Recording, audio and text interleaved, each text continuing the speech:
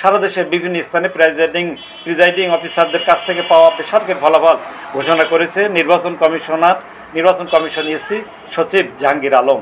সদ্য সমাপ্ত নির্বাচনে আওয়ামী লীগের নৌকা প্রতীকে পেয়েছে 224টি, জাতীয় পার্টি 11টি এবং স্বতন্ত্র প্রার্থী 62টি, অন্যান্য একটি সহ 298টি আসনের ফল ঘোষণা করা হয়।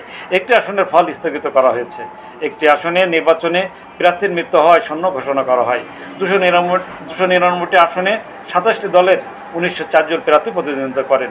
নির্বাচনে আওয়ামী লীগের সভাপতি প্রধানমন্ত্রী শেখ হাসিনা, সাধারণ সম্পাদক ওবায়দুল কাদের, বিশিষ্ট শিল্পপতি সালমান এফ রহমান, পরিকল্পনা মন্ত্রী মামুন, বাংলাদেশ ক্রিকেট বোর্ডের চেয়ারম্যান নাজমুল হাসান পাপন, বিশ্বসেরা অলরাউন্ডার ক্রিকেটার সাকিব আল হাসান, মাশরাফি বিন মুর্তজা, চিত্রনায়ক ফেরদৌস ও হেলাল উদ্দিন এবং আমির হোসেন আমু, মাহবুব আলী সহ হেভিওয়েট প্রার্থীরা জয়লাভ করেছে।